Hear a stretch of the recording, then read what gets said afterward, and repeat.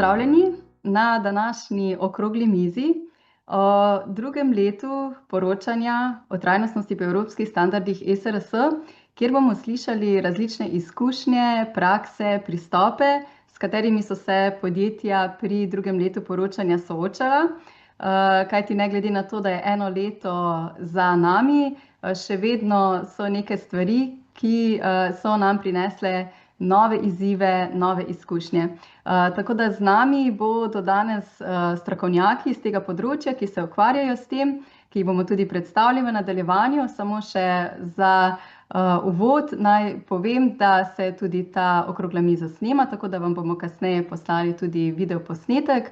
Vas pa prosimo, da v času, ko poteka razprava, imate izklopljene mikrofone, edino če moderatorka pozove k sodelovanju, potem vas vabimo, da se vključite ali v chat ali z mikrofonom. Tako da danes bodo z nami magistrica Mateja Treven, ki je vodja službe za trajnostno poslovanje, kakovost in optimizacijo procesov na Slovenskih železnicah, potem dr. Tanja Rajkovič, organizatorka, specialistka v oddelku za trajnostni razvoj, kakovost in varnost v Petrolu Ljubljana. Opravičila se je žal gospa Jasmina Roškar zaradi bolezenske odsotnosti, nenadne bolezni, tako da ne bo mogla biti z nami v živo, je pa vsekakor na voljo za kakšna vaša vprašanja, tako da če boste imeli tudi kakšno vprašanje za Pošto Slovenije, se lahko obrnete na nas ali direktno na njo, oziroma vam lahko posredujemo njen kontakt, in pa pripravila je tudi nekaj izhodišča njihovih izkušenj, tako da bomo tudi to malo delili z vami. Potem pa tudi gospa Mojca Kodrebo z nami, strokovnjakinja za ESG iz Atlantic Grupe, in pa Kristjan Lipovac, pooblaščenec za okolje iz Taloma. Torej vsi so ti, ki imajo izkušnje pri poročanju, moderatorka pa bo magistrica Vanessa Čani, direktorica in tudi strokovnjakinja z področja trajnostnega razvoja in komuniciranja podjetja Fit Media, ki skrbi za blagovno znamko Zelena Slovenija. In samo na kratko o Zeleni Sloveniji, da osvežimo. Torej, Zelena Slovenija vključuje več stebrov oziroma več dejavnosti. Ena med temi je revija ESG, kjer obravnavamo aktualne tematike z področja okolje, družbe, upravljanja. Potem je trajnostno svetovanje, kjer pripravljamo tudi trajnostne strategije, celovito upravljanje za podjetja, tudi področje politik, vzpostavitve kazalnikov in tako naprej. Tudi potem trajnostno poročanje, tako z standardi, skladno standardi ESRS, kot tudi GRI in drugimi okviri. Potem je področje varnosti in zdravja pri delu, kjer je v bistvu eden pomemben stebrov družbenega upravljanja in v bistvu predvsem z teh psihosocialnih tveganj med zaposlenimi. Akademija Zelena Slovenija, kjer potekajo različna izobraževanja, in Zeleno omrežje Slovenije, ki združuje že več kot oziroma okoli 400 podjetij pri trajnostnih prizadevanjih in tudi nudi različna povezovanja, delitve izkušnje in vsakodnevne prakse. Potem je portal za trajnostni razvoj, kjer lahko spremljate dnevne novice z področja ESG trajnostnosti, tako zakonodajne novice kot razne dobre prakse, raziskave in druge. Potem je zbirka Zelena Slovenija, v okviru katere izdajamo različne publikacije, tudi e-priročnike, tudi v pripravi je nov priročnik Obrazi ESG, ki bo kmalu tudi lansiran, tako da vabimo, da spremljate. Izvajamo tudi analize LCA in izračunavamo ogljične odtise in pa pomagamo tudi podjetjem pri implementaciji krožnega gospodarstva in uredbe PPVR, torej za embalažo in odpadno embalažo v njihove poslovne sisteme, kar je ta steber okolja. In samo še takole naj povabim k spremljanju dnevnih novic na spletnem portalu Zelena Slovenija, kjer dnevno ažuriramo portal in objavljamo aktualne novice tako iz sveta Evrope kot tudi iz Slovenije. In to delimo tudi na našem LinkedIn profilu Zelena Slovenija, tako da če ste na LinkedInu, tudi vabljeni, da tam spremljate in ste v bistvu tako lahko tudi na tekočem, kaj se dogaja na tem področju. Zdaj naj še morda samo omenim, ker velikokrat podjetja tudi iščejo neke kredibilne vire za informiranje, za ozaveščanje, za komuniciranje o svojih trajnostnih dosežkih, kot tudi za iskanje nekega vira informacij. In vedno pogosteje se obračamo tudi na AI orodja. In ene raziskave kažejo v bistvu, da AI prepoznava tudi revijo ESG in portal Zelena Slovenija kot najbolj relevanten in specializiran slovenski vir za ESG in trajnostne vsebine, tako da res vabljeni k temu spremljanju. Tole so primeri naših revij.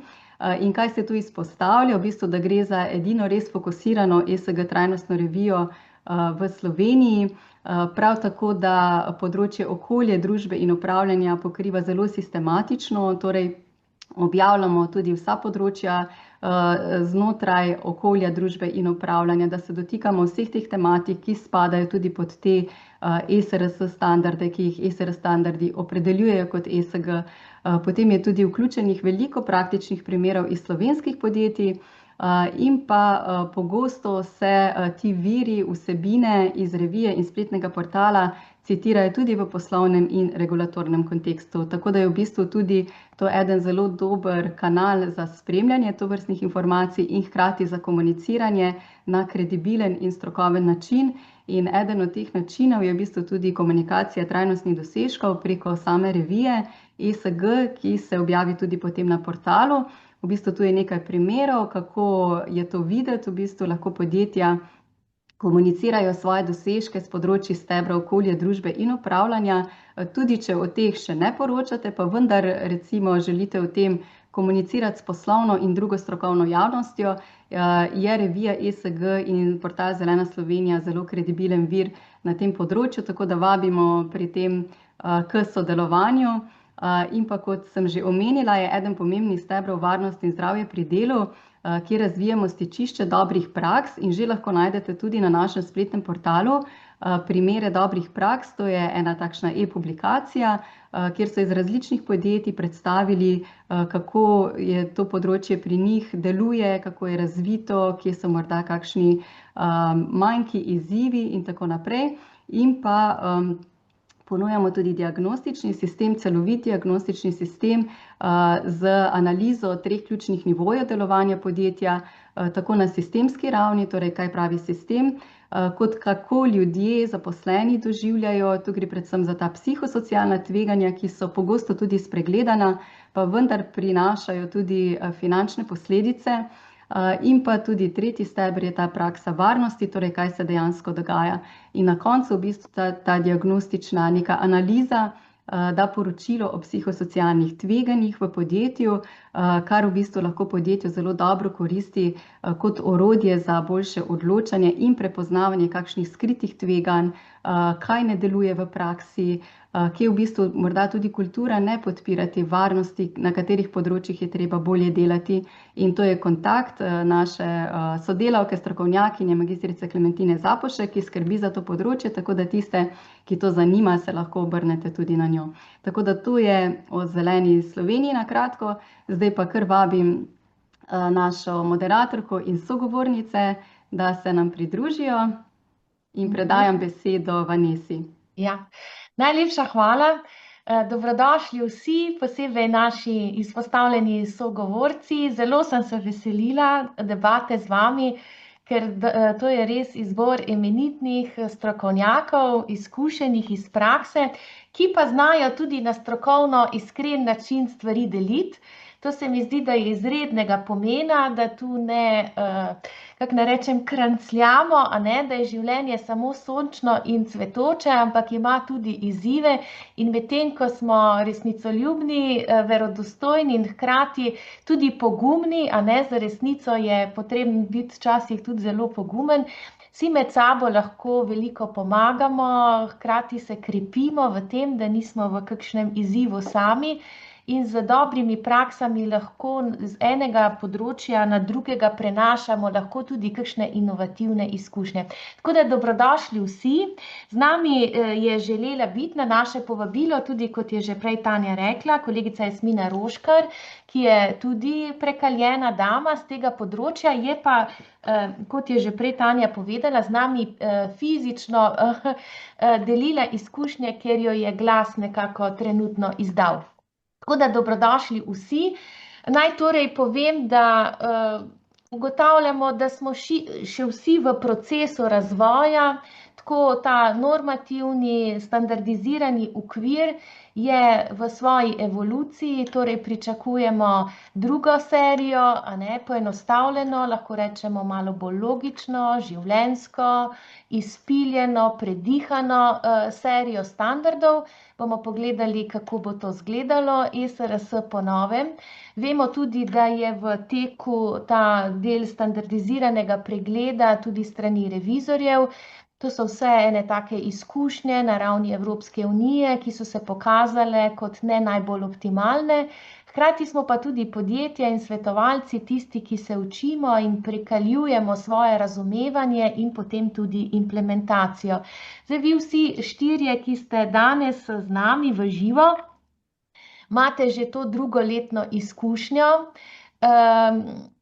Brala sem številne raziskave na evropski ravni, ki nekako povzemajo, da je drugi nivo poročanja, drugo leto poročanja bilo bolj racionalno, z več fokusiranosti, z krajšo tudi voluminoznostjo, a ne, se pravi število strani. V Sloveniji imamo pa občutek, da ni čist tako. In me zanima vaša konkretna izkušnja, preden gremo v podrobnosti, če damo ptičjo perspektivo, a ne, smo bolj vitki ali imamo še kakšne dodatne strani, smo tle bolj fokusirani ali smo še vedno kar precej široki. Pa bi začela z kolegico Tanjo Rajkovič, z velike, široke, kompleksne skupine Petrol, ki ni samo doma v Sloveniji, ampak dihate tudi zunaj Evropske unije. Kako vitki ste po številu strani letos?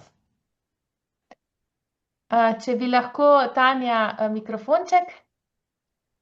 Ja, hvala. Lep pozdrav vsem. Ja, jaz pač ne bom mogla čisto potrditi, a ne, tiste tvoje prve teze, ampak bolj to drugo. In sicer res je, mi strani nismo uspeli izgubiti, a ne, mi smo jih dodajali, ampak ne na račun tega, da bi ne vem kako nekako širili samo poročanje, ampak smo bolj konkretno nagovarjali podatkovne točke, a ne, čisto sistematično, kako smo pristopali, a ne. Saj mogoče zdajle sem razmišljala vmes, pa bom samo vam potegnila, ker mogoče nisem čisto predstavljiv, a ne, tu imam jaz eno kopijo standardov, a ne. Tole je eden od redkih printov našega letnega poročila, a ne. In recimo 1/3 tega je pač trajnostni del, a ne. Saj na digitalnih, mislim, v spletnih oblikah lahko scrollaš, ampak je tako, da jaz sem zdajle šla jih prav prešteti z namenom, ker smo za tole pripravili, pa smo se tudi malo pogovarjali. Mi smo iz 194 strani, pa nismo slik dodajali, imamo dobesedno enako število slik, 236 strani na koncu imeli, in to je 42 strani plusa in jih je po vseh segmentih, EUS-ju, G-ju, še mogoče najmanj na ESRS-2. Bi pa res rekla to, da kar pa je bil napredek, a ne, in bi res temu rekla nadgradnja poročanja, je to, da smo nekatere stvari zdaj bolj poznali in znali nagovoriti s počemer, kar so nam recimo revizorji vzpostavili. Da smo bolj konkretno stvari opisovali, bolj povezovali, manj se sklicovali, da zgodbe tečejo, smo si tudi zamislili pač, če nekdo bere, ne bo verjetno vsega bral, bo razdelek njemu nekaj že sam po sebi sporoči. Tako da smo res tukaj zelo veliko naredili tudi dobesedno napredka, recimo, ker se mogoče ne zdi tako zahtevno, ampak ko se lotiš, pa je vsako leto jasnejša, ne, je razlika že med cilji pa ukrepi, da te stojijo vsak zase in potem povezati to z ostalimi, a ne, z IROT-i, s politikami in tako naprej. Tako da je bilo obsežnejše poročanje, ampak jaz bi rekla, da je nadgradnja, pa vsekakor kljub temu za ekipo lažje, no. Drugo leto je bilo lažje. Kristjan, kak je bilo v Talumu? Koliko ste vi močni, šibki po straneh? Ja, lep pozdrav vsem najprej. Vanessa, hvala za povabilo, za organizacijo. Ja, ta 1/3 trajnostni del, tu se kar najdemo, ne. Tako je kolegica rekla, ker sem si malo vmes zapisal, kaj je rekla. Tudi jaz približno 1/3, tudi v prvem letu poročanja je bila približno 1/3. Tudi jaz se morda strinjam s tem, da nismo uspeli veliko zmanjšati, vsaj v tem drugem letu, ampak zdi se mi, da smo še vsi skupaj še vedno v procesu učenja, ne, poročanje, osvajanje tega je še vedno proces učenja. Ja, boljše razumemo, smo mogoče interno bolj vitki, tudi ekipe, ki se ukvarjajo z trajnostnostjo v podjetju, boljše razumejo, kaj to je, boljše razumejo, na katere segmente vse to vpliva.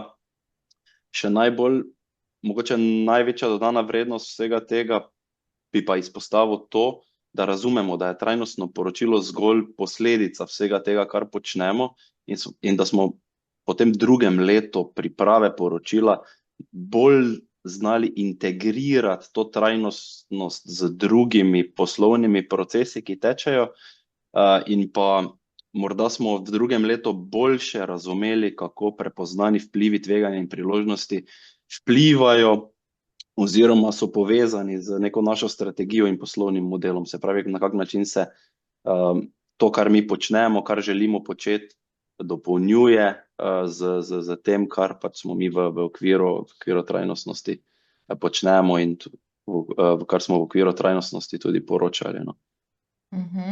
Super. Mojca Kodre, to je ogromna skupina, Atlantic Grupa. Kako ste vi obsežni letos? Potrjujete bolj evropsko pravilo ali slovensko? Lep pozdrav vsem skupaj, pa hvala za vabilo. Jaz me žal moram razočarati, jaz nisem nikoli štela strani, tako da ne vem, rekla bi, da smo kar na enakem, približno.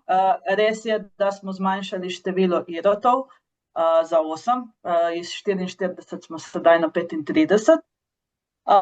Ampak bi pa rekla, da smo pa res naredili velik napredek v internih sistemih, v samem pridobivanju podatkov. Tukaj smo precej truda vložili v samo kvaliteto, v digitalizacijo. Ampak, če gledamo samo strogo poročanje, strukturo smo postavili lani in na njej smo gradili tudi letos in jaz bi rekla, da tukaj ni nekih večjih sprememb. Mateja, kako je v Slovenskih železnicah? Tudi vi ste raznovrstni. Ste šli bolj v ekspanzijo ali v ožanje letos? Ja, Vanessa, najprej hvala za povabilo. Mi smo si zadali prav cilj, da ga skrajšujemo oziroma fokusiramo, čeprav na koncu moram reči, da glede na vse zahteve in podatkovne točke, ki jih je treba razkriti, nekaj prav veliko ni bilo možno. Ker to smo dobili tudi usmeritev strani revizijske komisije, recimo pri nas, ker je veliko, se pravi, imamo različne dejavnosti.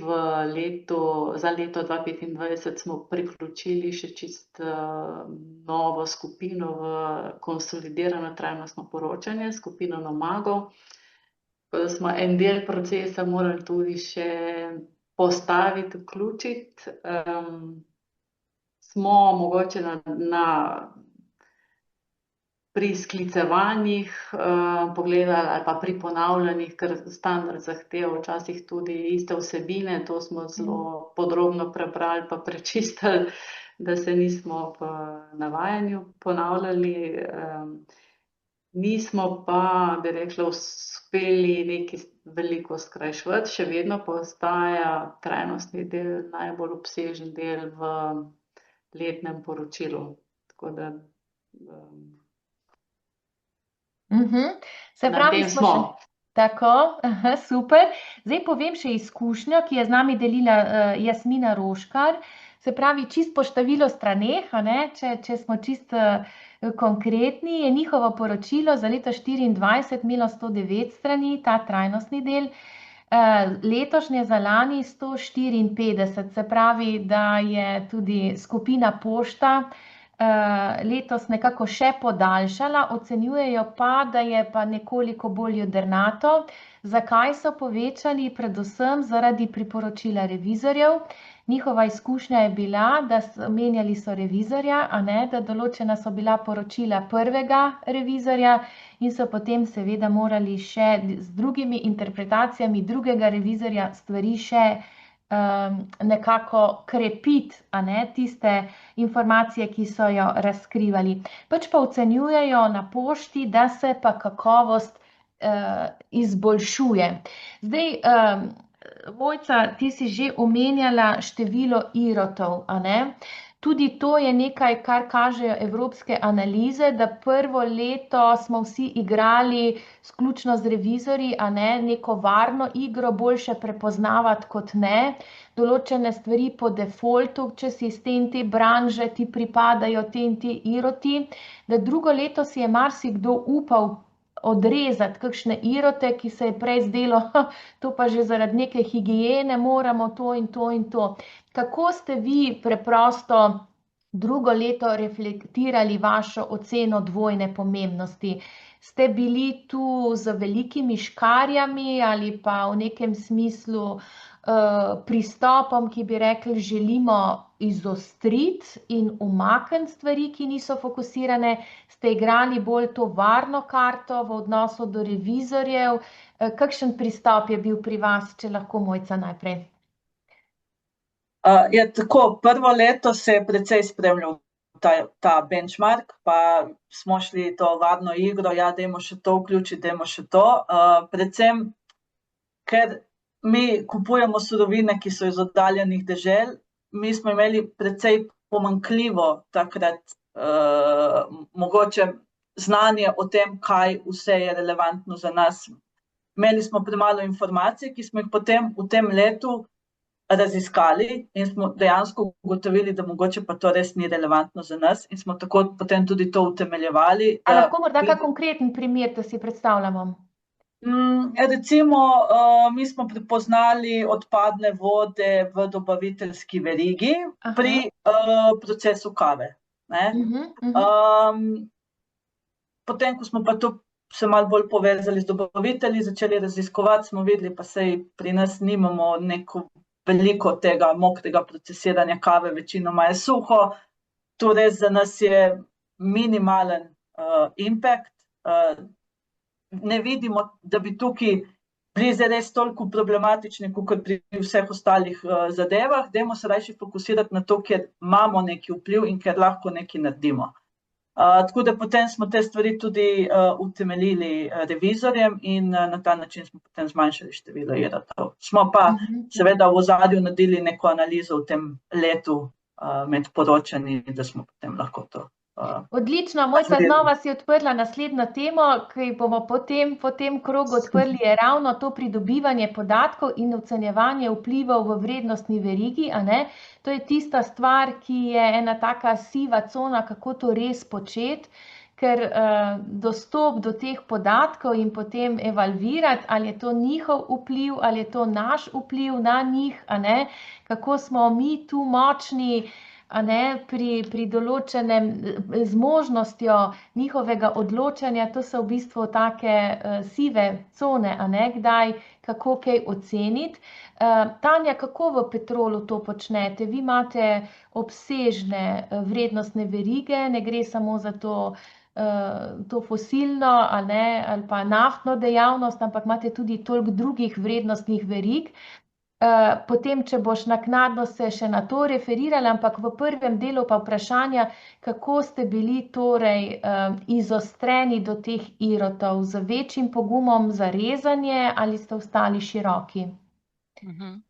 Mi smo naredili kar tako konkretno osvežitev ocene dvojne pomembnosti, ampak smo ostali na istem številu IROT-ov, kar pa ni pomenilo, da nismo nič naredili.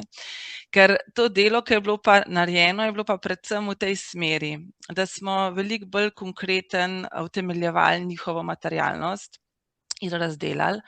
med podtemami, se veste, kako to gre, a ne, so se nekateri tudi premaknili, razdružili, a ne, morda je kje sta bila dva, ki nas spadata, mislim, poslovno gledana, ne, dva vpliva, ki sta bila potem agregirana, sta šla narazen, da smo pač zadevo nekako dobesedno osvežili, da je imela neko večje, da je bolj razumljiva ratala in tudi bolj recimo znotraj oddelkov, ki jih aktivno upravljamo, a ne, bolj oprijemljivi, pa lažje tudi za skomunicirati in potem za povezovati znotraj poročanja in strategijo, a ne, in saj vemo, z vsemi MDR-ji, a ne. Tako da smo na ta način naredili, ja, in jih je ostalo 44, nekdo je že prej omenil, a ne, 44 minus 9, mi teh minus 9 ne, ostajamo zaenkrat na njih, a ne. Je pa to res stvar, ki se bo zagotovo s temi različnimi, z novimi razumevanji, potem z različnimi odnosi do materialnosti, a ne, ker se tudi lahko pričakuje, se zna spreminjati in je za spremljati. Je pa mogoče to najbolj bistveno, a ne, da zdaj, ko smo se to osvežito delali, ker v veliki meri je to povezan, s tekočimi procesi po oddelkih, pa tudi s tveganji, a ne. In je zdaj njeno razumevanje do tega, zakaj to delamo, kako to delamo, kakšen smisel ima, kako to uporabljati, zakaj to not pride, zakaj ima take tabelce malo drugačne kot drugače, pa tveganja pa nekako vseeno treba ista zajeti, a ne. Tako da iz te strani bi tudi jaz rekla, da je res to komunicirati znotraj je drugače, ko se že to preteče en krog, dva, a ne. Zdaj pa tele vrednostne verige, a ne, to je pa ful trd oreh, a ne, to ne morem drugače reči, a ne. Zdaj, nekje pač v firmah je to razumevanje preverjanja skladnosti kupca en upeljan proces, a ne. Pač tisti KYC se je izpolni, a ne, se pogleda pač vse to, recimo, jaz temu bolj rečem governance skladnost, a ne.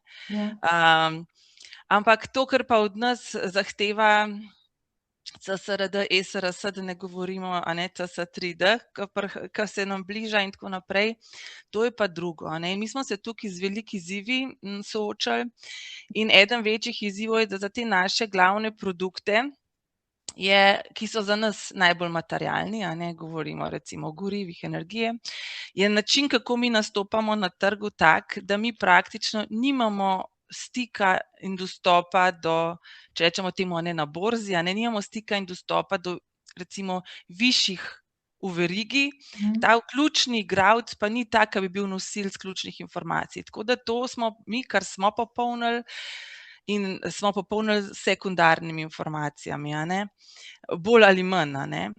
In stvar je taka, da tukaj je za nas velika omejitev, koliko imamo mi na to vpliva.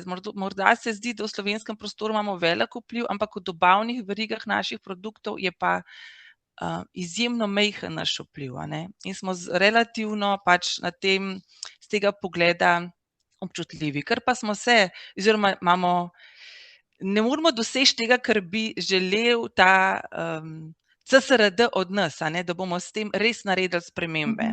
Lahko, nimamo te moči, tako to hočem reči. Tako da, kar smo pa naredili, že skladno s tem, a ne, pa tudi izpopolniti z vidika in teh taksonomskih minimalnih zahtev in pač res delati napredek, a ne, se izboljševati, je pa to, da je pa kodeks za dobavitelje, a ne. Saj to je pa svoja tema, ki pa se je tudi izkazal, da kakorkoli človek se z drugimi posvetuje, pa sliši, imamo že 99%, ki so jih sprejeli v pol leta, imamo že to, imamo ono, ni tako lahko spraviti skozi, a ne. In je veliko tudi tukaj izzivov. Tako da to je eden takih delov, na katerih res, bom rekla, glodamo, no, ampak ta orešček še ni preglodan, a ne. Se pravi, to so neki procesi, ki morajo imeti nekaj iteracij, a ne, se pravi, da z vsakim pregledom se razumevanjem nekako širi in lahko nekako ocenjuješ tudi v Petrolu, da se to razumevanje vplivov, tveganj in priložnost, ki dejansko ta trojček, ki nam je z dvojno pomembnostjo bil dan, pa kot morda neka novost razmišljanja, a ne, izziv, kako umestiti v razumevanje, v upravljanje, se nekako useda, ne, dobiva nek domicil. Lahko tako nekako razumemo? Ja. Jaz mogoče še zmeraj tako rečem, tisti, ki prvič sliši za Irote, a ne, Ja. skoraj da jih ne more razumeti. Jaz se tudi spomnim, ko smo bili še pri vas na enem prvih izobraževanj v Irotih, si mislil, pa smo ponavljali prav, a ne, Ja. pozitivni, negativni, Ja. si nas ti tako vodila, Ja. pa si misliš, pa sej smo naredili, ampak res, dokler jih ne zagrabiš, Ja, pa jih ne ja. delaš, pa jih ne Ja. probaš formulirati in pol vklopiš, ko te poročanje usmerja, da jih vklopiš v strategijo, vklopiš v te politike, a ne, takrat se usede to, ki imajo svoje mesto.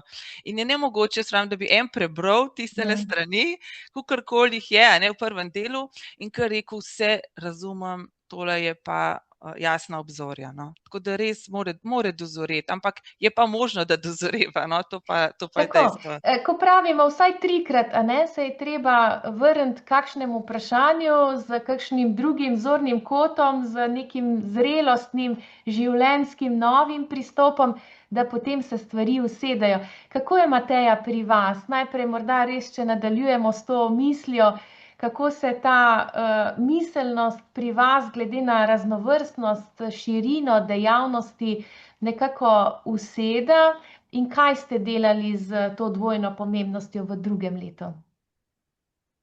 Ja, mi smo jo rabili bolj podrobno pogledati zaradi vključevanja Nomaga. Tako da za skupino Nomago se je čisto na novo ocenila po isti metodologiji, kot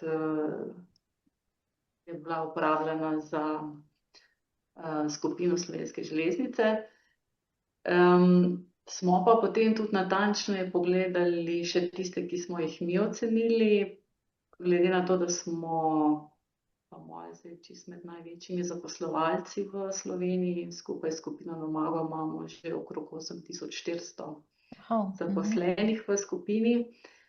Imamo seveda veliko tem na področju S1, lastne delovne sile.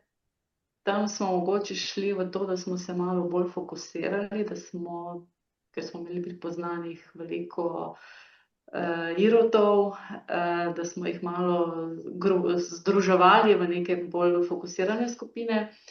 Smo pa pripoznali tudi nekatere nove, tako da v končni fazi smo ugotovili, da nismo kaj bistveno spreminjali števila, da jih imamo nekaj čez 30. Pripoznali smo nekatere, ki so se pač izkazali v procesu, recimo mi imamo zdaj ogromno obnov na železniški infrastrukturi in to vpliva na eni strani, recimo, da povsod, kjer so gradbišča ali pa kaj podobnega, so potem strojovodje dolžne opozarjati zaradi varnosti piskanje in potem imamo iz tega naslova na primer zdaj več opažamo vpliv na skupnosti, ki živijo okrog železnice, tako da smo pripoznali ta vpliv, se pravi hrup na novo. Potem smo tudi pripoznali iz istega naslova vpliv na vožnjo vlakov, treba skozi ta gradbišča upočasniti vožnjo, tako da posledično so zamude. In smo tudi to pripoznali kot eno pomembno temo Iro, ravno zato, ker tudi vse to zdaj skušamo, nadgrajujemo trajnostno strategijo, dejansko povezati v cilje in v ukrepe, seveda zelo pomembni so vezani ukrepi na pripoznane vplive, tveganja in priložnosti. Ja, in boljše razumevanje, to moram jaz tudi reči, da prvo ocenjevanje, ja, se trudiš, tudi celotni standardi, moram reči, vsakič, ko kaj beremo, je razumevanje boljše, ker so zapleteni in razumevanje je zapleteno in je treba velikokrat brati in potem skozi sporočanje, ko se vprašaš, to smo pripoznali, kaj zdaj, o čem bomo zdaj s tem v zvezi poročali. kaj bomo spremljali, kakšne imamo cilje in se to malo kristalizira.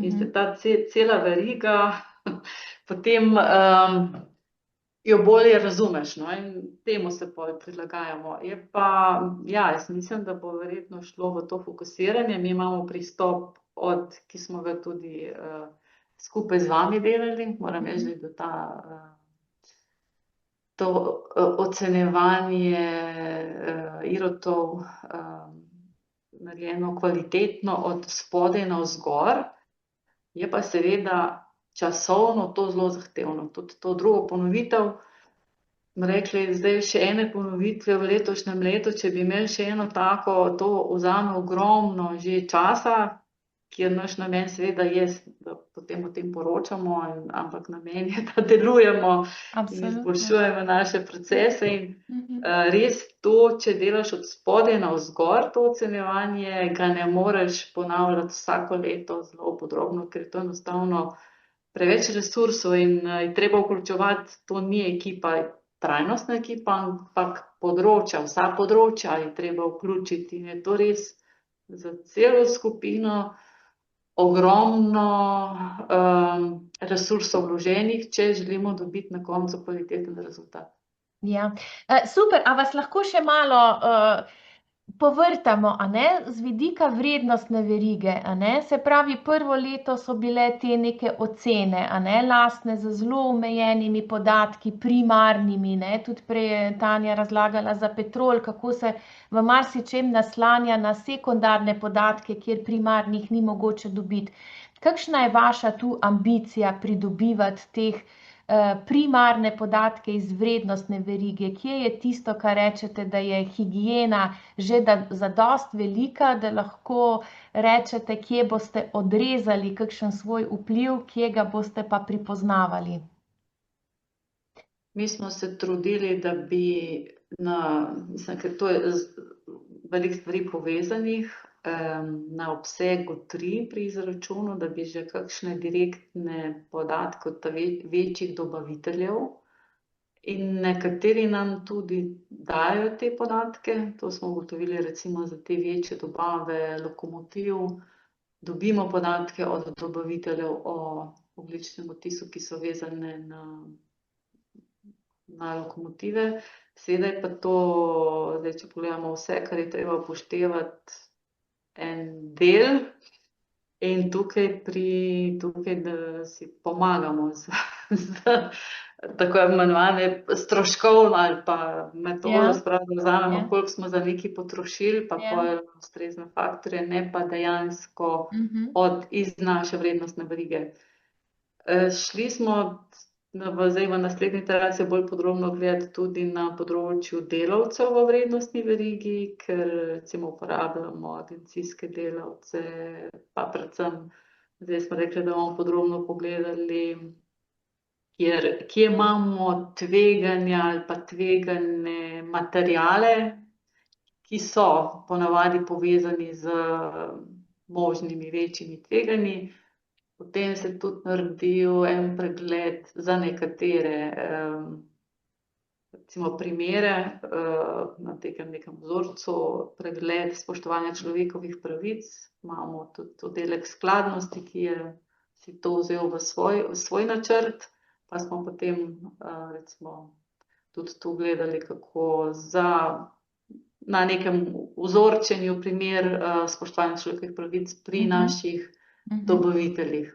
Tako da smo tudi recimo na ta način pristopili. Je pa kompleksno, želimo se pravi povezovati E5 vire, kakšni so naši viri na vhodni strani, z potem obvladovanjem obsega 3. Se pravi, da želimo imeti, ker se to zelo povezuje. Ogljičnega odtisa, ja. Ampak je pa kompleksno. Tako je, obsega 3 ogljičnega odtisa, ja. Se povezuje, ampak je pa, ker je to kompleksna materija, tudi malo gledamo, kaj industrija počne na tem področju. In mislim, da ambicije smo nekako primerljivi tam do leta 2030, mislim, da še noben ni, da bi v celoti prešel iz neke bolj ocenjevalne metode na dejanske podatke iz vrednostne verige. Vse pa mislim, da na nek način se vključuje tudi to zanašanje na rejtinge, recimo na rejtinge.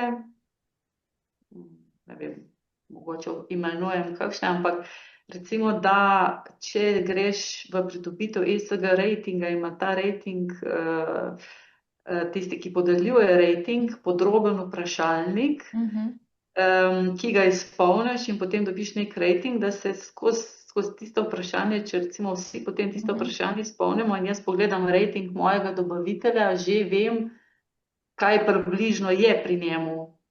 Da se na ta način neka standardizacija naredi in da ne pridobivaš direktno vseh podatkov od vseh dobaviteljev. Se pravi, govorite o kakšnem ekovadisu, oceni ali pa podobno. Tako je. Super, hvala lepa, Kristjan, kako je bilo pri vas drugo leto? Z Iroti že govorite ta jezik z globljim razumevanjem? Ja, zagotovo se ne moremo izogniti, da ne bi govorili tega jezika, ker so vse povsod. Tako da, ja, mi smo tu v drugo leto smo izvedli dvojno matriko ponovno v kompletu, predvsem zato, ker po tej prvi izvedbi na koncu nekako je vseeno ostal neki občutek, da nismo bili čisto sigurni, ali smo identificirali in ocenili res tiste prave, najbolj relevantne Irote. Tako da, ja, prvo leto je bila varna igra, širši nabor. Bilo je šlo tudi bolj zato, da smo bolj ali manj popisali neka tveganja, vplive in priložnosti z že obstoječih sistemov in jih potem v skladu z ESRS in smernicami za pripravo dvojne matrike nekako ocenili. Drugo leto pa vsekakor pri drugi izvedbi dvojne matrike je bila ta znanje, razumevanje interne ekipe, ki je ocenjevala bistveno boljše. Boljše smo razumeli, kako dodeliti oceno, kaj neka ocena pomeni v absolutnem smislu in tudi kaj pomeni v relativnem smislu, v neki korelaciji med Iroti, med seboj. Tako da,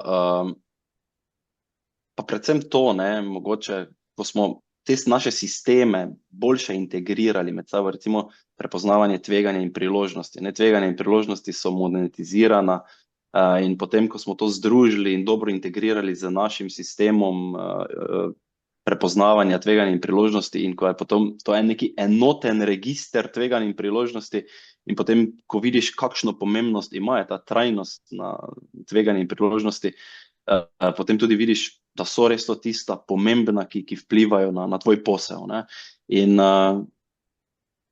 potem tisti, če bi mogel izpostaviti najboljši moment te druge iteracije dvojne matrike, je to, da po opravljeni matriki potem je res tisti občutek, ja, to je to. Ko potem ekipa se postavi malo 2 koraka nazaj, pogleda na izvedeno delo, na izvedeno matriko in potem na Irote, ki smo jih prepoznali in potem res reče, ja, to so tveganja, to so vplivi, to so priložnosti, ki so v tem trenutku relevantna in predvsem, ki so pomembna na naše poslovanje.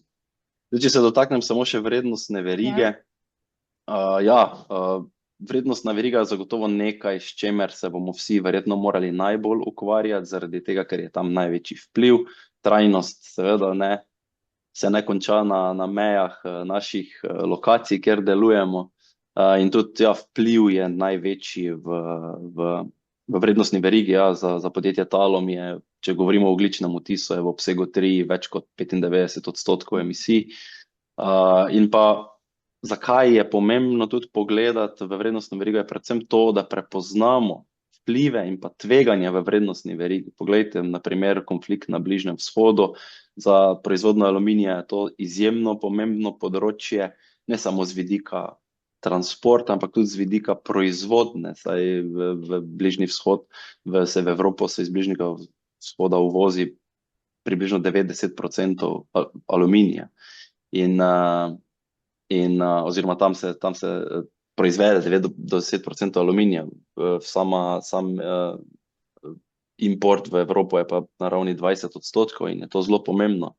Potem prepoznavanje recimo fizičnih podnebnih tveganj v vrednostni verigi, se pravi nekih naravnih pojavov, ki lahko vplivajo na dobavo surovin, razpoložljivost sredstev, razpoložljivost ljudi, tudi v vrednostni verigi je zelo pomembno, da pri tistih ključnih, pomembnih dobaviteljih, da so identificirana in da so ocenjena, in predvsem to, da podjetje ima vzpostavljene ukrepe in pa mehanizme, kako bo mitigirala in zmanjševala ta tveganja, če do njih pride. Pravi, to je ta odpornost, a ne, o kateri govorimo, ki ni samo neka ESG kategorija, ampak pravzaprav poslovna odpornost, a ne? Drži. In kako vi prihajate do teh podatkov? Se naslanjate na sekundarne vire, pridobivate primarne? Vsekakor je še velika večina podatkov iz nekih sekundarnih baz, ker je dostopnost do teh primarnih podatkov relativno slaba. Se pa vidi ta trend izboljševanja, da se tudi dobavitelji zavedajo, da je to pomembno, da se dobavitelji zavedajo, da je, če lansirajo neke svoje podatke, imajo lahko konkurenčno prednost pri poslovanju s podjetji v Evropi. Ja, kot je kolegica že prej povedala, neki mednarodni standardi, neki mednarodni poročevalski okvirji, fakultativne platforme ocenjevanja so zagotovo nekaj, kar nam izboljšajo ali pa nam predvsem pomagajo tudi vrednotiti našo dobaviteljsko verigo. Naprimer v aluminijski industriji je mednarodni standard trajnostnega delovanja Aluminium Stewardship Initiative, kjer zahteve standarda veljajo za vse v vrednostni verigi proizvodnje aluminija, tako na vseh kontinentih, v vseh državah. In potem je poslovanje z takimi dobavitelji, ki so certificirani, ki morajo ustrezati vsem zahtevam iz standarda, zagotovo nekaj, kar ima neko konkurenčno prednost ali pa vsaj nek predpogoj ali pa daje neko večjo verjetnost, da je ta partner v vrednostni verigi bolj odporen in pa na nek način tudi bolj trajnosten. Super, hvala lepa. Na tej točki bi malo pozvali vas, poslušalce, da malo sodelujete. Bi dala besedo Tanji, da nas nekako aktivira za kratko anketko. Izvoli, Tanja. Ja, tako, zdaj bomo delili na zaslonu eno kratko anketo in vabljeni, da kar poklikate in bomo na koncu tudi pogledali skupaj rezultate. Tako. Tudi sicer vas vabimo v zadnjem delu okrogle mize, končujemo tam okoli 10:30. Vas bomo seveda pozvali, da se tudi nam pokažete in kaj poveste, vmes pa seveda dobrodošli, da se tematsko vključujete vsi, ki želite, tudi preko četa. Torej, sprašujemo vas, a ne, glede tega obsega poročila, tisti, ki ste poročali. Seveda, med vami so tisti, ki ste bili v subjektu, ki je bil zadolžen za poročanje, tako kot so naši sogovorniki, lahko ste pa del odvisne družbe, ki ste prispevali, a ne, k temu skupinskemu poročanju, z katerega koli zornega kota ste sodelovali. Vas prosimo, da odgovorite, torej kakšen je obseg in pa v bistvu kakšen je obseg vaših vplivov, tveganj in priložnosti, če je približno enak, večji, manjši, da dobimo še nek širši vpogled v ta slovenski naš prostor, ki je očitno, ko rečemo, ne, že s tem rekom, da smo včasih bolj papeški kot papež, ko včasih vidimo kakšna poročila, ki nam jih dajo revizorji za vzgled, pa so 1/3 debeline tega, kar poročamo pri nas. Pa se vprašamo, kako mi po čisto vseh podatkovnih točkah poročamo, kakšna velika in dobro cenjena podjetja pa najdejo slalome mimo tega, a ne, in marsikaj izpustijo. Tako da tu je tudi stvar neke kilometrine, a ne, kako bomo sčasoma s to dozorelostjo tudi naše rastne refleksije rastli, bomo pa videli tudi, kaj bojo novi standardi naredili. Tako da hvala lepa. Tu so zdaj rezultati. Ja, izvoli. Upam, da jih vidite, ja. Ja. Torej, večinoma je obseg poročila ostal enak. Na drugo, torej 29% je odgovorilo, da je večji, zelo malo pa, da je manjši. In pa z vidika pomembnih vplivov, tveganj in priložnosti v drugem letu poročanja je tudi večina odgovorila, torej skoraj 70%, da je približno enak. 20%, da jih je manj, in pa 14%, da jih je več. Hvala lepa za ta vaš pogled.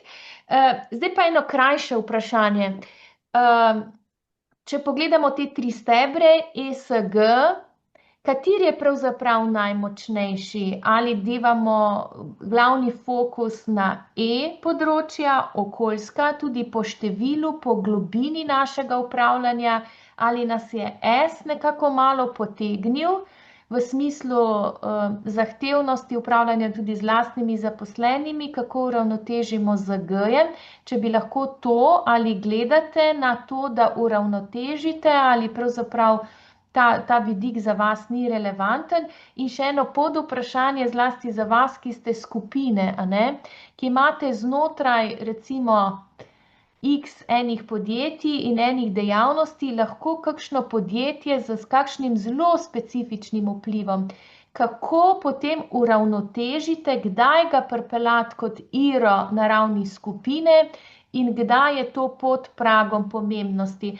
To je v bistvu neka dilema, ki jo v strokovnih debatah kar naprej meljemo. Kakšna je tu vaša izkušnja, recimo Mojca?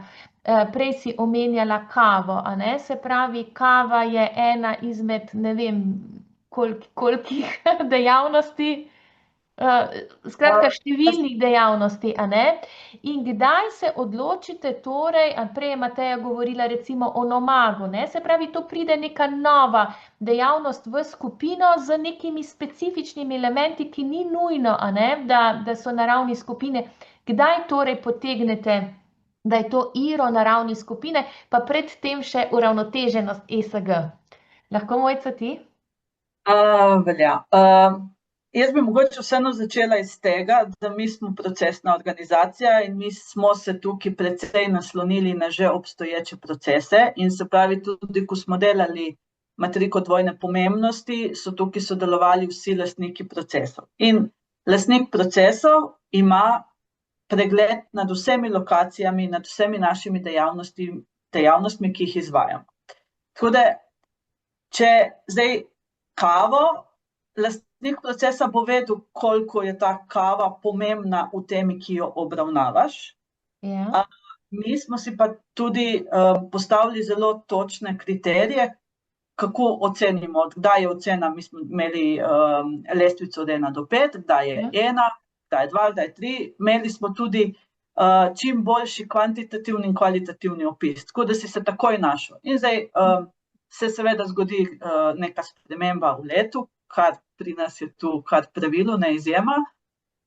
Vedno pogledaš, ta sprememba je tako in tako, a se nam je tukaj zdaj kaj spremenilo med temi kriteriji, ki smo si jih postavili, a moramo kaj popraviti ali ne. Nekako na tak način mi tu obvladamo. Zdaj, jaz bi rekla, da je približno E, S in G enakovredno zastopan. Seveda G, če bi zdaj gledali število strani, ima tukaj najmanj, ampak je pa kompleksnost v ozadju tukaj zelo močna, ki jo mogoče ne opišeš vse v poročilu, jo pa izvajaš. Mislim, korporacija ne more obstati brez tega, brez dobrega upravljanja. Vseeno bi rekla, da smo mogoče na S področju malo bolj močni.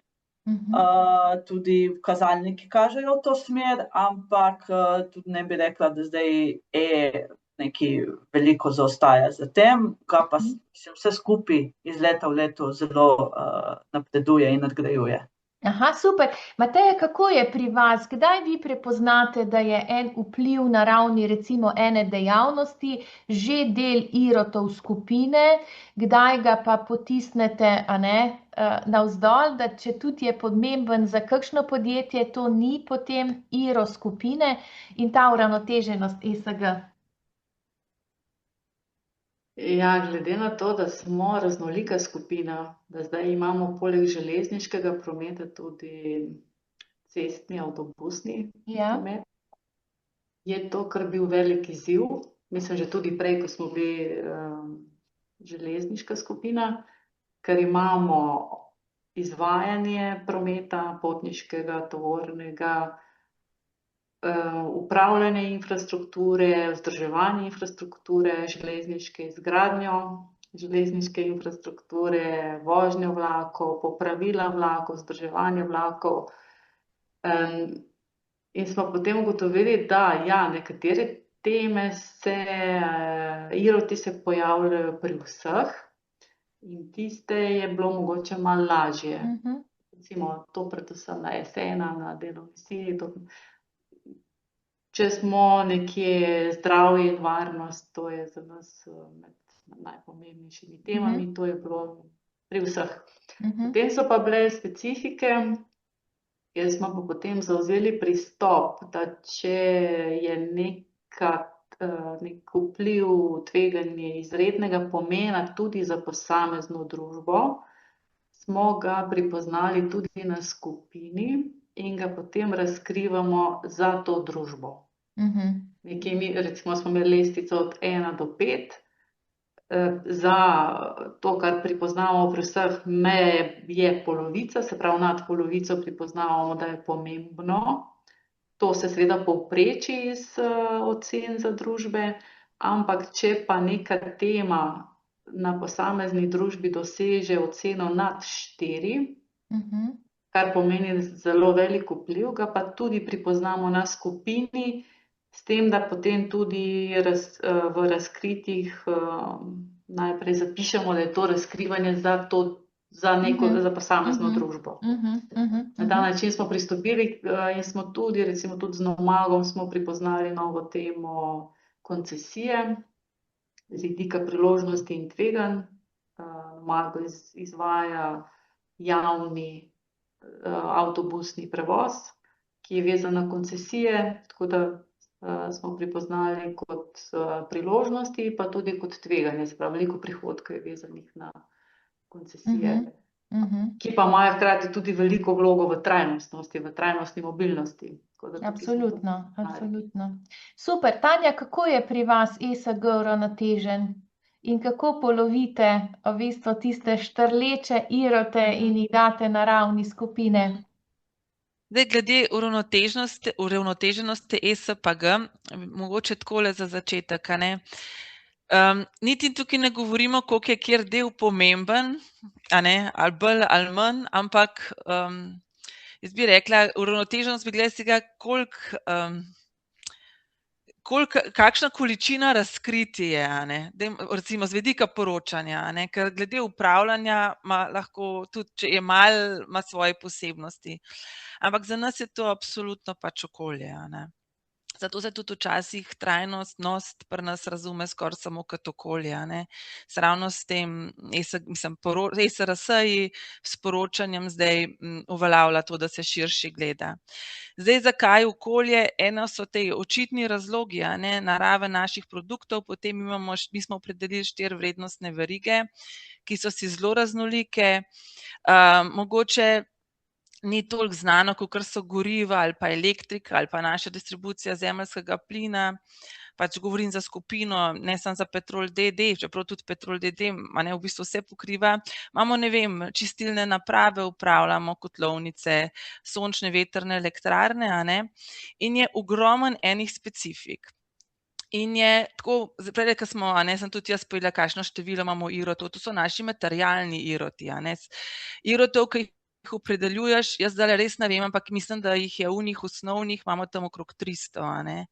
Pa je še potem so vprašanja, a bi mogli, če je v 2 državah 2 narediti, ampak količina je ogromna, a ne, za predelati. Mi to, ker ne gremo, kaj se vam zdi pomembno, pa damo, pa greš po temah, da jih ne bo, a ne, zdaj bodo kao samo teme ali kako že. In greš in potem za po vseh vrednostnih verigah, glede na dobavitelje, kupce in tako naprej. Zdaj, mi načeloma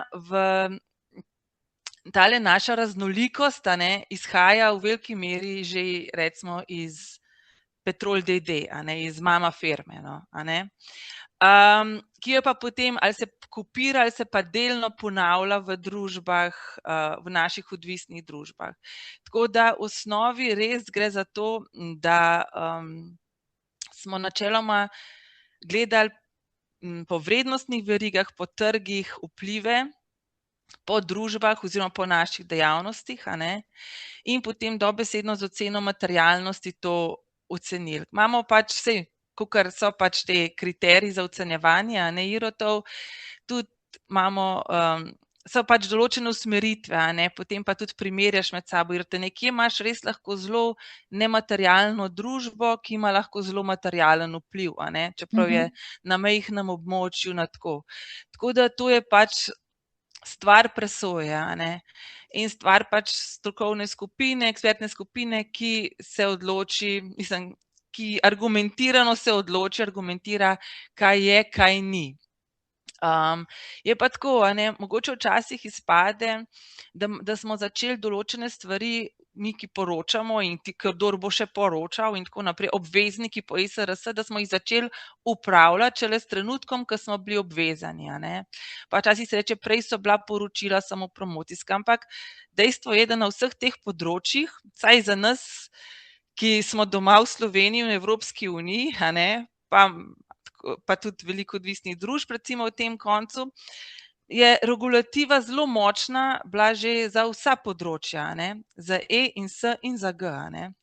Tako da ni, da so bila to neurejena področja kot taka, edino, da pristop pa ni tak, da bi zadostovali vedno in povsod ravno to, kar že trenutna evropska regulativa zahteva, ki pa ni recimo enostavna čista, ne.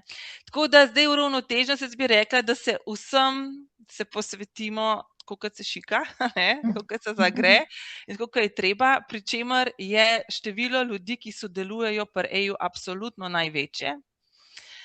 Mogoče še to povem, no, mi imamo eno grupico, do katere imajo dostop samo poročevalci podatkovnih točk, pa potem rečemo odgovorne osebe, ki to potrjujejo, in to nas je v tej grupici 28 ljudi.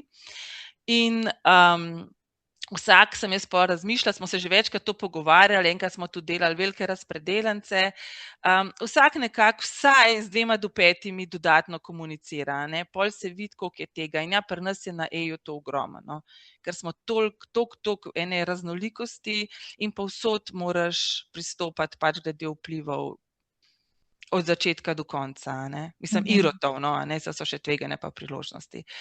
Tako da, ja, evo, na ta način, a ne. Hvala za to ilustracijo. Kristjan, kako je pri vas uravnoteženo?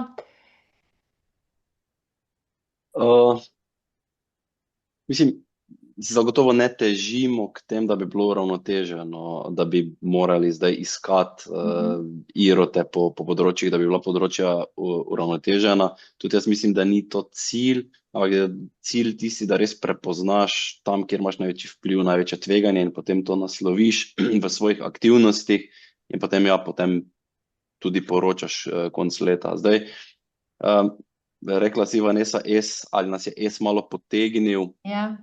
Jaz mislim, da nas je v osnovi, da so nas standardi predvsem v prvem letu malo potegnili v to, ampak jaz mislim tudi, da je to normalno, ker pač ljudje so tisti, ki vse to ustvarjajo, o čemer potem ena kupica ljudi na koncu poroča, ne. Brez moramo se zavedati, da ljudje, naši zaposleni so takoj za lastnikom najbolj pomemben deležnik, in se mi zdi, da na področju, kjer delujemo, ja, v Sloveniji, v Evropi, da je to na nek način normalno. Zdaj, ja, kar se tiče upravljanja, morda res je ta del najmanj intenzivno opisan v samem trajnostnem poročilu, zagotovo pa ni to del, ki bi bil najmanj pomemben, je pač nek fundamentalen, na kak način poslujemo, kakšne imamo poslovne prakse, kako upravljamo podjetje, in je pač izjemnega pomena, tako kot je kolegica že pred mano povedala. Zdaj, glede na to, da smo pa mi v proizvodnji aluminijevih izdelkov, je pa tudi, bi rekel, pri nas ta morda, kar se tiče vsaj tematskih standardov, najbolj zastopan, in predvsem, če pogledam ta E1, te klimatske spremembe, jaz mislim, da se vsi srečujemo zelo intenzivno s tem, kako bomo kot podjetja prispevali k ciljem Evropske unije, kako bomo prispevali k zmanjševanju emisij in dosegi ogljične nevtralnosti, ki si jo je Evropa zadala za 2050. Zdaj v Sloveniji smo s podnebnim zakonom to še nekoliko zaostrili, želimo to malo prej doseči, tako da je to izjemno pomembno, še posebej, ko začnemo vrednotiti naše investicije v osnovna sredstva, ali so upravičljiva, ali so ekonomsko upravičljiva in ali so res te investicije take, ki bodo ohranjale naš poslovni model vzdržen in ki bo še vedno, da bo naš poslovni model še vedno ustvarjal vrednost za vse deležnike. To je nekaj, s čemer se, jaz mislim, vem, da mi, pa verjamem, da tudi marsikdo izjemno intenzivno srečuje zaradi tega, ker je ta prehod, če mu tako rečem, ta trajektorija izjemno strma. Zelo hitro je treba pokazati visoke napredke. Po drugi strani je pa vsaj v določenih sektorjih to ni povsem realno, ker tehnologije še niso razvite na ta način. Vsaj ne v smislu, da bi bile danes ekonomsko upravičljive. Po drugi strani pa krožno gospodarstvo, ja, raba virov, naravnih virov, naravni viri so omejeni. Talom je z zaustavitvijo primarne proizvodne, edine primarne proizvodne v Sloveniji v letu 2023. Seveda se moral prestrukturirati, mi smo se morali prestrukturirati in spremeniti poslovni model, pri čemer danes izjemno intenzivno povečujemo delež sekundarnega, recikliranega, tudi odpadnega aluminija v strukturi naših vhodnih materialov in to je zagotovo nekaj, kar je potem izjemnega pomena za nas.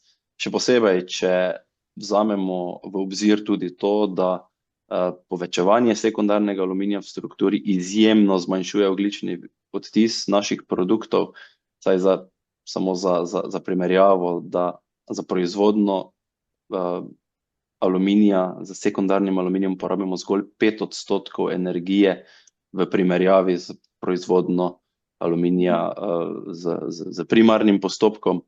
In zato je to sektorski standard, ki na nek način podpira standard E1, klimatske spremembe in pa tam, kjer govorimo o ogljičnih odtisih in načrtih prehoda. Zdaj, da omenim še morda onesnaževanje. Onesnaževanje je pa izjemnega pomena predvsem zato, ker je na nek način regulativa v Evropi in v Sloveniji, kjer delujemo, takšna seveda, da želimo imeti vedno čistejše okolje, da imamo vedno strožje mejne vrednosti in se tudi tu treba prilagajati v procesih, prilagajati v tehnologijah, da bomo na nek način to lahko dosegli. Zato je to zagotovo nekaj, kar tudi naslavljamo kot vplive, tveganje, priložnosti in nekaj, za kar si dodeljujemo neke cilje, kazalnike in pa predvsem aktivnosti, kako bomo to dosegli, da bomo ne samo se pravi izpolnili tisto regulativo, ampak da bomo tudi boljši in da bomo tudi s tem, ko bomo to naredili, bolj odporni in da bo pač naš poslovni model vzdržen tudi v prihodnje. Super, hvala, Kristjan. Dajmo zdaj še še 20 minut, kaj takega imamo, tako da vabim poslušalce, da se vključite z vašimi vprašanji v chat. Sicer bi pa želela torej, da odpremo vprašanje še te dozorelosti ali pa dozorevanja naših poročil z vidika podatkovne dozorelosti, kako zmoremo iz tega opisnega dela vse bolj stvari eksaktno prikazovati in to, kar je bilo tudi že na začetku malo omenjeno, da jasneje ločimo, kaj so res konkretni cilji, konkretni ukrepi, ki naslavljajo te cilje, kako se je v bistvu v tem enem letu, od lanskega do letošnjega, ta dozorelostna stopnja zmožnosti poročanja na tej neki višji, bolj eksaktni ravni povečala. Morda, Tanja, tebe najprej, ker mislim, da si ti na začetku govorila, ravno o tem zmožnosti, bolj eksaktnega definiranja konkretnih ciljev, kako je recimo skupina Petrol podatkovno zdaj bolj opremljena za večjo eksaktnost. Zdaj, ko govorimo o podatkovni opremljenosti, verjetno večina nas vsem pomisli, ko moramo zbirati podatke, ki ne pridejo direkt iz SAP-a, malo se hecam, ampak tako je treba za vse družbe v skupini pa tako naprej. Pol je pa nekaj tisto, kar so pa recimo KPI ali pa tisto, kar damo recimo v predpisane tabelce iz AR-jev, tako samo za ponazoritev. Zdaj, če gremo čisto na izvorne podatke, jaz bom rekla, iz vidika tega, kako so bile ene metodologije lani vzpostavljene, velik napredek. Tam, ker smo že lani vedeli in ker smo mi to pač opredelitev nekako naredili, mi smo nekako rekli IT zrelost, no, a ne, lahko kaj hitro avtomatiziramo. Pri določenih podatkih, to recimo za nas so predvsem vse zaradi kompleksnosti naših vseh nepremičnin in to so energetski in recimo čistko odpadki, voda, ker je treba za vsa naša prodajna mesta, cela regija in tako naprej. To je še veliko izzivov. Veliko izzivov je, kako sploh podpreti zanesljivost pač dosegati ali preverjati. Zelo zahteven, ne vem, vse pol se gre človek v take zadeve izgublja, dobimo 100 milijonov različnih računov, nekje na roke napisan, se vemo, In tako da to ene zadeve so ratale res skoraj da že samoumevne, oziroma eni podatki pa pač ta lažji deli so se avtomatizirali, ta težji pa ostajajo in ostajajo še zmeraj zelo zahtevni, Zdaj, glede samega prikazov podatkov v poročilu, kako jih pojasnjujemo, pa teh ukrepov, kako jih irmo, to pa res zdaj nekako je prišlo do enega takega preskoka, do poenostavljenega uvida v ekipi, ki v osnovi pač poročilo pripravlja. To hočem, recimo tem poročevalci predvsem, ker so mogoče najbolj nosilci teh vsebin, pa potem res, ko si odgovoren, da zadeva teče skozi cel tekst, pa vidiš, da se ne ujema. Lani smo si rekli, to je bila še zmeda v glavi, zdaj nam vidiš več zmede, zdaj vidiš, da ni čist dobro pojasnen, pa bi bilo boljš drugače, Tako da to pa smo, jaz mislim, da marsikje res napredek naredili, Pa če je tudi pomenil, da mogoče kje kakšen cilj ali pa tudi ukrep, kako je opisan, je zdaj deluje poenostavljen, ampak bolj nagovori Irotech in je bolj smiseln. Kako pa, Tanja, dejansko s tem IT managementom? Marsikdo nas vpraša, kateri program priporočate ali karkoli. Ali je možno kupiti na trgu kakšen program, ki velikim subjektom zelo poenostavi, ali je to treba dejansko potem razvijati? Jaz bom tukaj en disclaimer dala na začetku. Jaz sem do tega zelo kritična, ker smo verjetno večina nas, ki smo sploh v temule pogovoru, imamo izkušnje, da smo bili deležni veliko ponudnikov različnih orodij.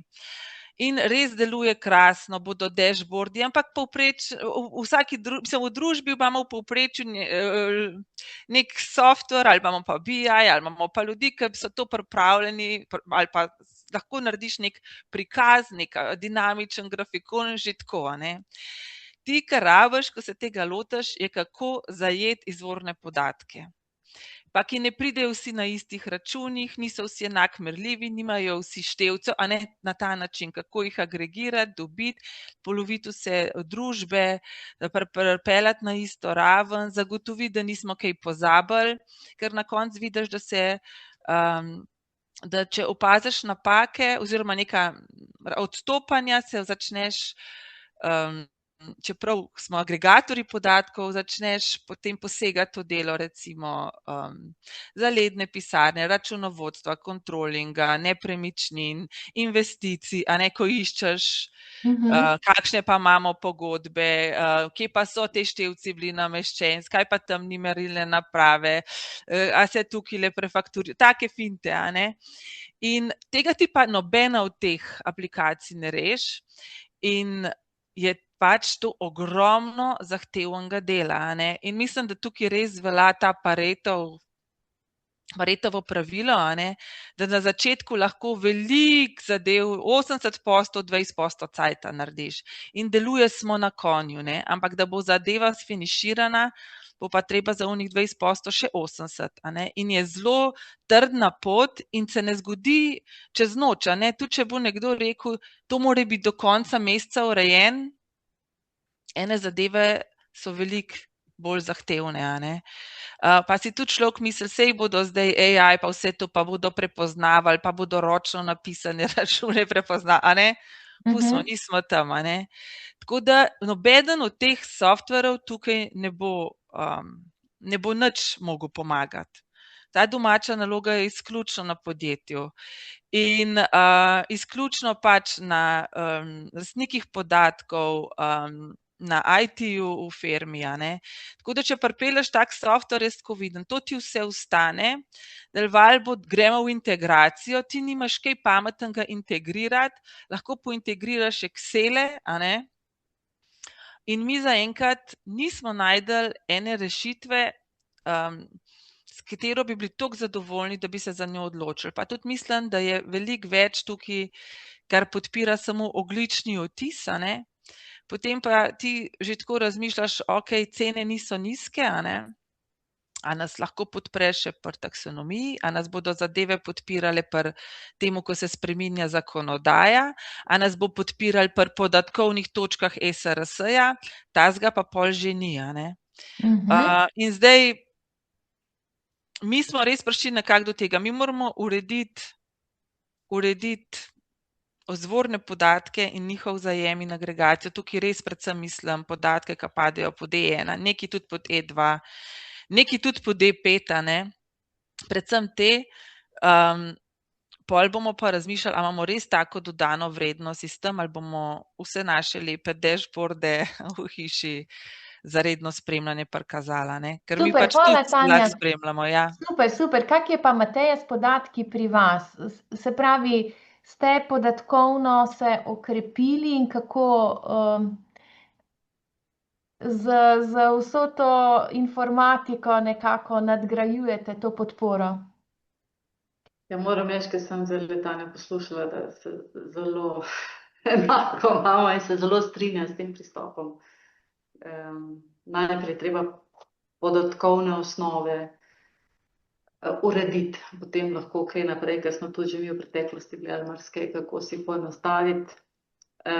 Nismo še zdaleč ne tam, kjer bi želeli biti, seveda napredujemo, želimo urediti avtomatski zajem podatkov, ker ja, tako ali drugače prideš do podatkov, samo način je ima manjšo učinkovitost, se pravi večjo porabo resursov, pa pravilnost, napake in podobno, tako da smo zdaj, to je fokus naš, da pogledamo, sprav tako imenovani data governance.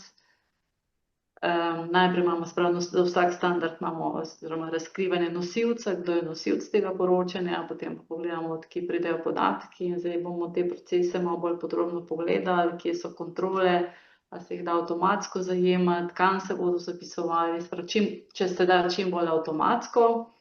Tudi gledamo, ja, da bomo brali iz računov ali pa da pravzaprav smo sprejeli usmeritev, da vse račune, ki pridejo v hišo, da naj bodo elektronski, se pravi naše pričakovanja so, da bodo v nekem prehodnem obdobju v naše poslovanje z dobavitelji elektronsko, z elektronskimi računi in bomo potem iz tega brali in zapisovali v baze. Ja, iz tega pa pol naprej. Je pa to materija obsežna, mislim, da mi pravzaprav z vsakim področjem v skupini delamo. Smo se pa tudi naučili, ker to, da je zdaj to poročilo revidirano, precej drugače, se pravi vsak stavek, ki ga zapišeš, te revizor lahko vpraša, ali mi daš dokazila, in je tudi drugače kot že to poslovni del letnih poročil, ker revizor poslovni del letnih poročil pregleduje z vidika usklajenosti številk, recimo z računovodskim delom. Trajnostno poročilo pa čisto vse tekste, vse zapise pravzaprav pogleda, ali držijo ali ne, in včasih smo pa mi ugotovili, ja, da kakšne stvari smo imeli malo nejasno zapisane, in ker se bo revizor spraševal, okej, zdaj mi pa vse tole dajte dokazila, pišete, da imate to, potem smo se mi začeli, ja pa res, a smo to, kaj smo pa mislili s tem, ali smo bili dovolj natančni. To je, kar ena izkušnja, ja, da se to poročilo revidira in si zelo razmišljaš in moraš biti precizen v čisto vsakem stavku, bi jaz rekla. In to smo tudi iz lanskoletnega v to novo verzijo temu dali posebno pozornost. Da je sporočilnost, se pravi, da ni nekaj splošnih opisov, ampak da je res v teh stavkih sporočilnost in da v resnici vse drži. Kar tam pišemo, da vse drži, kar je pa zelo težko, mislim. Tako da smo kar velik, v to preverljivost, a ne, se pravi. Tudi proces revidiranja, verjetno se kolegi bojo tudi rekli, to je zelo naporen proces, moram reči, ampak je pa te pa sili v to, da res razmisliš, kaj hočeš sporočiti in da to vse stoji na trdnih temeljih. Super, hvala za to temo, ki sem jo sicer v nadaljevanju hotela odpreti, ampak jaz mislim, da nam bo čas ušel. Ravno ta izkušnja dialoga z revizorjem, morda bomo Kristjana k temu pozvali. Mojca, jaz bi pa tebe vseeno malo še povprašala z vidika vaše izkušnje podatkovne dozorelosti. Vem, da Atlantic Grupa že vrsto let gradi to področje. Če nam zelo na kratko poveš te stopnje, kako ste se lotili, kje ste začeli in če je ta informatizacija možna v celoti v relativno kratkem času z seveda nekimi primernimi finančnimi vložki. Jaz bi mogoče tukaj samo komentirala, da mogoče imamo malo srečo, ker imamo vseeno obvladljivo število lokacij v primerjavi s kolegicama, ki ste to prej izpostavili. Dejansko mi gradimo na vzpostavljenih procesih in skozi leta smo se že dosti naučili o samem zbiranju podatkov, pa poročanju, pa pač vsem tem skupnem agregiranju, tako da nam je bila to zelo dobra osnova za samo digitalizacijo. Dajmo reči, da ta del zbiranja podatkov imamo pod kontrolo, seveda je treba imeti potem vzpostavljene interne kontrole tudi v nadaljevanju in delati na tem, ampak mogoče ta vhodni del smo imeli že prej razčiščen, kaj želimo, in tako da smo se potem odločili, da gremo v digitalizacijo, kupili smo software, ki smo ga skupaj razvijali potem s tem vendorjem. Koliko časa približno? Mislim, leto več? Ni še končano, zato ker to je zgodba, ki se bo nadgrajevala. Vedno več zahtev imamo, vedno večjo natančnost podatkov želimo, ampak dajmo reči, da ta neki osnovni paket se 2 leti recimo ukvarjamo s tem in smo letos že koristili nekatere podatke iz tega softvera tudi za samo poročanje in dokazovanje pri revizorjih. Je pa tu del, ki nam pohitri proces. Se pravi, vse te kompleksne kalkulacije, ki se zahtevajo od nas v nadaljevanju, se iz vhodnih podatkov agregirajo, tako da tukaj prihranimo kar precej časa. Se pravi, je to trd oreh, ki se ga velja nekako sistematično lotiti in v nekaj letih nekako tudi nadgrajevati. Meni je dialog z vami izredno zanimiv, toliko stvari bi vas še rada vprašala, odprla številne teme, ampak mislim, da nam čas kar odhaja, tako da bomo morali te naše izkušnje dialoga z revizorjem prestaviti na kdaj drugič. Morda bi zaključili s tem delom, vaše misli. Koliko je zdaj to 2-letno poročanje prispevalo k dozorelosti ESG ali trajnostnega upravljanja? Ali je to zdaj en tak vidik, ki je bil sicer lahko nek bypass, neko delo, ki se pač upravlja, ali je dejansko vitalno prispevek tudi z dozorelostjo, širše ekipe, to ni zdaj stvar samo 1, 2, 3 ljudi, govorite kar o nekaterih 20, 30 sodelavcev, pa potem verjamem, vse te še vključujejo druge. In pa eno vprašanje smo dobili, če tu na hitro navežete, kaj je s to potem izobraževalno podporo, a se potem ta širši tim s tem usposablja ali ne. če bi lahko prav na kratko odgovarjali, torej prispevamo k trajnostnemu upravljanju in kako skrbimo za to trajnostno znanje. Pa bi morda ravno v obratnem vrstnem redu, lahko Kristjan, kako je pri vas? Zagotovo je to dvoletno delo izjemno povečalo neko zavedanje, kar zadeva trajnostno upravljanje. Trajnostno upravljanje ni nekaj vzporednega v procesu, ampak je sistem ali prizma, skozi katero pač peljemo svoje procese. In prej samo navežem se na podatke, tako kot imamo danes finančno poročanje, nefinančno poročanje, tudi je nekako cilj tega, da imamo, tako kot glede finančnega poročanja, spremljamo neke podatke, ne samo, da lahko kreiramo poročilo, ampak najbolj pomembno zato, da lahko se hitro odločamo na podlagi pravih podatkov, predvsem v tem, pa zlasti v tem nepredvidljivem, hitro spremenjajočem se svetu. Kako opolnomočiti ljudi, kako vezano na vprašanje, predvsem ljudem je treba razložiti, ali pa zakaj je to pomembno, kako to vpliva na naše poslovanje in kako lahko tudi sami v svojem vsakdanjem delu vplivajo na to. Za primer bom povedal, mi v Talumu imamo vsakoletno delavnice srečanja s predsednikom uprave, kjer se približno 1/3 zaposlenih usposobi, seznani, to je v Talumu približno med 400 in 500 ljudmi.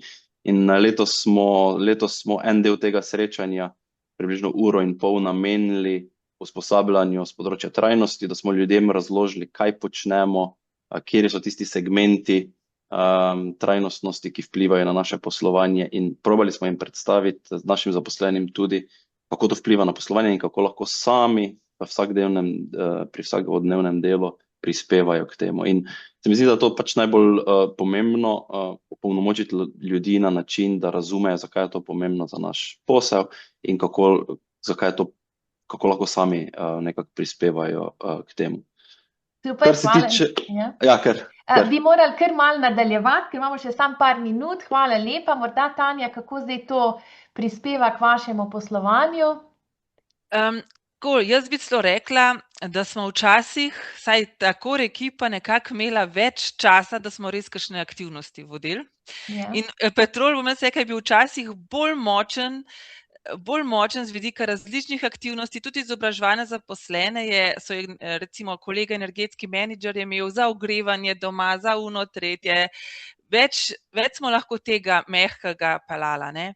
Ko se pa tega lotiš, pa je res to ESRS okvir poročanja, ker pa iz vidika izobraževanja sem jaz videla, da je najboljše to, da zmeraj, ko smo recimo oddelke angažirali, smo spet ponovili res osnove, strukturiran to, vsakega moraš pomiriti, nič narobe, če zdajle ti ni nič jasen, ker res ni, a ne.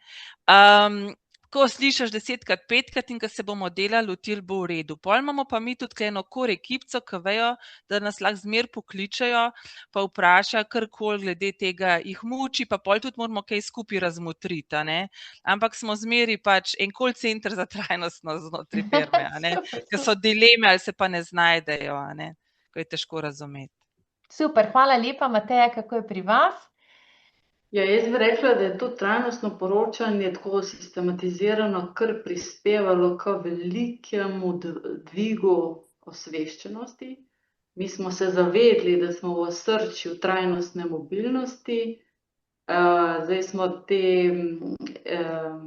ESG vključujemo v poslovno strategijo, imamo tudi sicer svojo ESG strategijo, in se prilagajamo, vključujemo v investicijske procese. Zdaj bomo se malo podrobneje lotili tudi v nabavo, saj imamo že zeleno javno naročanje.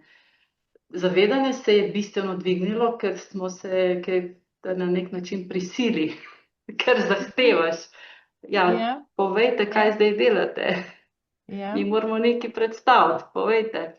In zato, da se pa dviguje osveščenost, smo pa tudi letos načrtujemo, izvedli tudi eno izobraževanje prav za najvišji nivo, seveda primerno, tudi vi ste sodelovali, je bilo odlično.